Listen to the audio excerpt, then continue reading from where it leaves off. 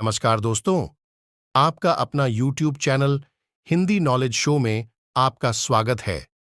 आज मैं आपको भारत की डिफेंस के बारे में जानकारी देने वाला हूं, इसलिए वीडियो बहुत ही महत्वपूर्ण होने वाला है। कृपया वीडियो को लाइक शेयर करें और चैनल को सब्सक्राइब बीएमडी जरूर को एक करें। तरीके से सन 2006 में फुल्ली टेस्ट करके इसे एक तरीके से बना लिया गया था। और आपको जानकर आश्चर्य होगा कि रूस, अमेरिका और इजराइल के बाद भारत दुनिया का चौथा देश था जिसके पास बैलिस्टिक मिसाइल डिफेंस सिस्टम था। चौंक गए ना? जी हाँ, ये ऑफिशियल जानकारी है। भारत दुनिया का चौथा देश है जिसके पास इस तरीके का इतना ज़बरदस्त शील्ड बीएमडी सिस्टम है। और आपको एक जान और बता दूं कि इसकी दो यूनिट है, एक तो होती है पैड, दूसरी होती है एड। पैड क्या है? यानी कि पृथ्वी एयर डिफेंस मिसाइल सिस्टम। इसे बनाया गया है हाई एल्टीट्यूड इंटरसेप्शन के लिए, यानी कि लॉन्ग रेंज के लिए इसे बनाया गया था।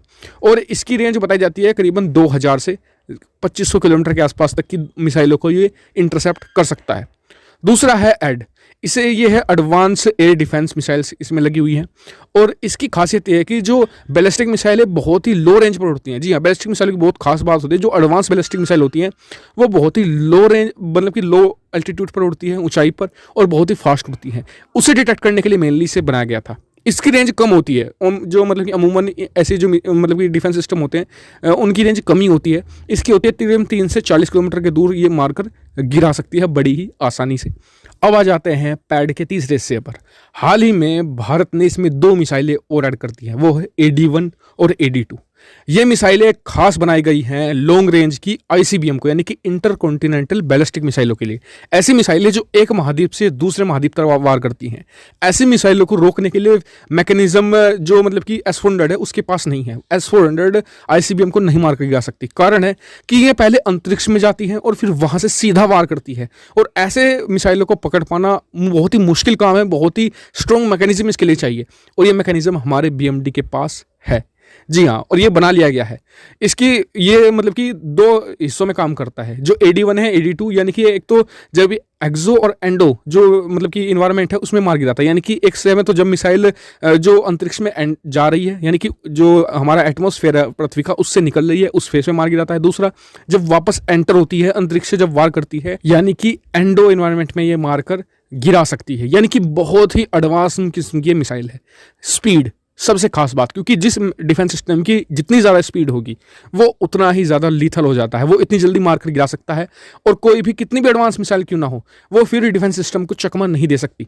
और आपको जानकर हैरानी होगी, इसकी स्पीड है 5 मैक। जी हाँ, 5 मैक प्लस। कुछ मिसाइल इसकी थोड़ी सी ज़्यादा चली जाती है 5 मैक से, यानी कि ध्वनि की स्पीड से 5 गुना ज़्यादा। बहुत ही अल्टीमेट स्पीड। और ये स्पीड वाकई में ही बहुत अल्टीमेट है, क्योंकि जब मैं आपको S-400 की स्पीड बताऊंगा ना, आगे जब मैं S-400 पर चर्चा करेंगे तब आपको पता चलेगी ये कितनी खास चीज़ होती है। तो यानी कि एक बहुत ही ज़बरदस्त BMD कंप्लीट सिस्टम है। अब आ जाता है इसकी डिप्लॉयमेंट, यानी कि इसकी तैनाती अब तक की गई है नहीं। आपको जानकर खुशी होगी कि सरकार ने अगस्त 2017 में ही इसके लिए लैंड की जो एलोकेशन थी उसे क्लियर कर दिया है। 850 हेक्टेयर ज़मीन जो खोवा पड़ता है अलवर डिस्ट्रिक्ट में, वहां पर एलोकेट कर दी गई है।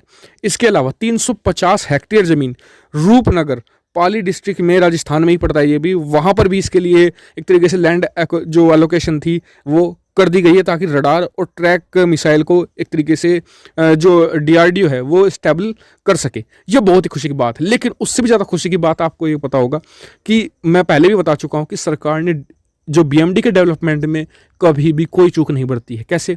सरकार ने BMD को तैनाती करने के लिए तरफ तो कदम बढ़ा ही दिया है, लेकिन दूसरा जो खास काम सरकार कर रही है कि इसके अपग्रेडेशन को लगातार कर रही है। लगातार इसे अपग्रेड किया जा रहा है। जैसे कि पहले पैड ऐड बनाया, अब AD-1 AD-2 मिसाइल बना दी, और अब सरकार का ध्यान है कि इसकी स्पीड को लिथल बनाया जाए, इसके रडार को और इसकी मिसाइल की रेंज और ज़्यादा बढ़ा दी जाए, ताकि एकदम एडवांस किसका ये डिफेंस सिस्टम बन जाए। और उसके लिए पैसों की कमी नहीं आने दे रही है सरकार। ये बहुत ही खास बात है। अब आ जाते हैं S-400 के सामने। तो S-400 के बारे में आप सभी लोग जानते होंगे, लेकिन फिर भी एक बार मैं बता देता हूँ। S-400 के 3 हिस्से होते हैं। पहला होता है रडार, फिर कंट्रोल एंड कमांड सेंटर, और तीसरा होता है इसका लॉन्चर्स। मेनली एक वो मतलब कि लॉन्चर कितने होंगे ये तय करता है कि इसके कितने, कौन सा वेरिएंट कौन से देश खरीद रहा है। और हाँ, एक खास बात, S-400 ट्रायम्फ में जो 400 किलोमीटर यानी सबसे लंबी मार करने वाली मिसाइल है, उसमें 2 लॉन्चर होते हैं एक साथ, मतलब कि बाकी में सब में 4 ट्यूब होती हैं एक लॉन्चर में। जो 400 किलोमीटर वाली मिसाइल है उसमें मतलब कि एक लॉन्चर में 2 ही ट्यूब होती हैं। तो ये एक बात ध्यान रख लेना। तो यानी कि इसकी 3 मिसाइलें हैं, 40 किलोमीटर वाली, 250 किलोमीटर वाली और 400 किलोमीटर में मार करने वाली मिसाइल। और S-400 का सिंपल सा फंडा है, ये 600 किलोमीटर तक के एरिया को ट्रैक कर सकता है और 400 किलोमीटर के एरिया में जब वो टारगेट आ जाता है तो उसे मारकर आसानी से गिरा देता है। ये इसका सिंपल सी चीज़ है जो आप समझ गए होंगे लोग। और S-400 को खास माना जाता है इसकी मोबिलिटी के लिए। BMD सिस्टम को आप एक जगह से दूसरी जगह नहीं ले जा सकते, लेकिन ये एक मोबाइल सिस्टम है S-400, तो इसे एक जगह से दूसरी जगह आसानी से पहुंचाया जा सकता है और 5 मिनट में से डिप्लॉय किया जा सकता है।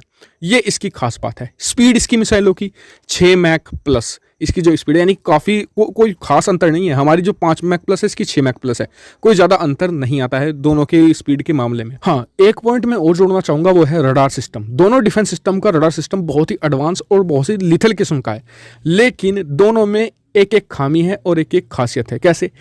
हमारा जो BMD सिस्टम है वो S-400 से ज़्यादा रेंज का है, वो उससे 10 से ज़्यादा गुना एरिया को ट्रैक और एक तरीके से इंटरसेप्ट कर सकता है। लेकिन जब बात आती है कौन सा बेहतर तरीके से काम करता है, तो यहाँ पर 19-20 का अंतर है, ज़्यादा अंतर नहीं है, 19-20 का अंतर है। S-400 थोड़ा सा बेहतर यहाँ पर परफॉर्म करता है, खास करके स्टेल्थ लड़ाकू विमानों के मामले में।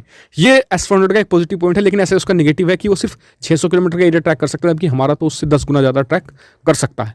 तो अब आ जाते हैं कंक्लूजन यानी कि परिणाम पर। तो आपके मन में 2 सवाल बड़े आए होंगे। सबसे पहला सवाल कि भारत ने जब S-400 इतना अच्छा लगा तो फिर हमने BMD में इतना पैसा क्यों इन्वेस्ट किया।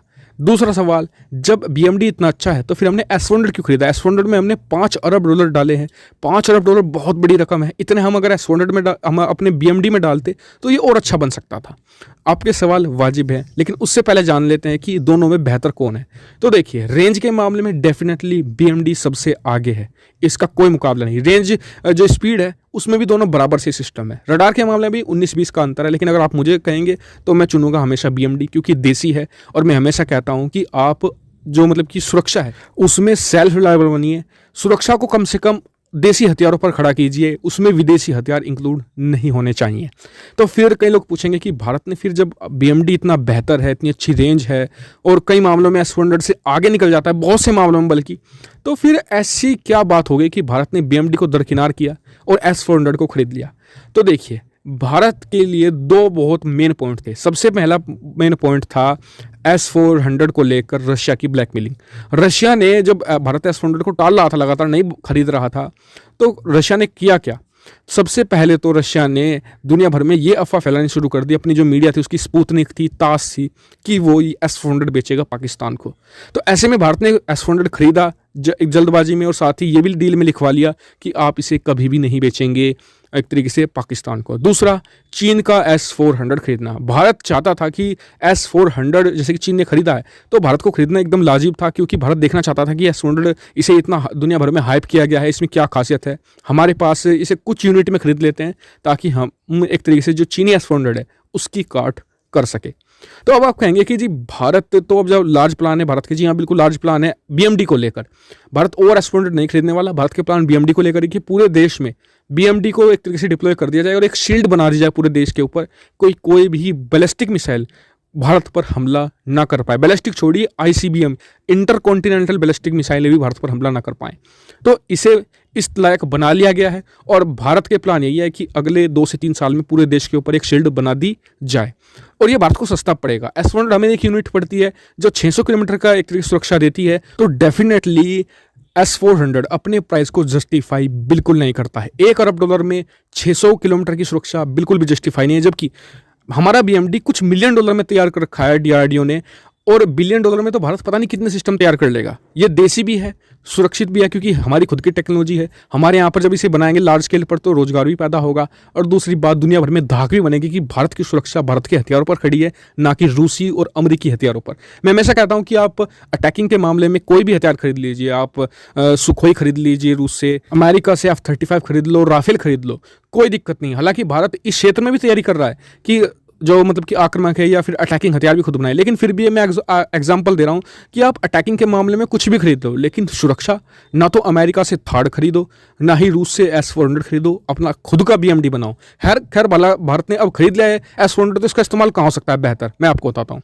भारत जब खुद का शील्ड बना रहा है BMD, मान लीजिए कि कहीं इतना जोरदार अटैक होता है, दुश्मन कहीं पर इतना भयंकर अटैक करता है कि हमारी जो सुरक्षा है उसमें सेंध लगती है, हमारी कहीं पर शील्ड में कहीं छेद होता है, या मान लीजिए कहीं पर डिफेंस सिस्टम को नुकसान पहुंचा दिया जाता है, वहां पर S-400 काम आ सकता है। क्योंकि ये मोबिलिटी S-400 मतलब कि इसकी खासियत है कि मोबिल एक जगह से दूसरी जगह पहुंचाया जा सकता है, तो वहां पर पहुंचाकर उस छेद को, उस डिफेंस सिस्टम के नुकसान की भरपाई को कम किया जा सकता है। इसलिए इसका बेहतर इस्तेमाल वहां पर हो सकता है। हालांकि आपका क्या मानना है, S-400 का इस्तेमाल बेहतर कहाँ हो सकता है, और आप BMD के बारे में क्या सोचते हैं, कमेंट करके मुझे जरूर बताएगा। और वीडियो को शेयर करना मत भूलिएगा, बहुत ही मेहनत से वीडियो तैयार हुई है।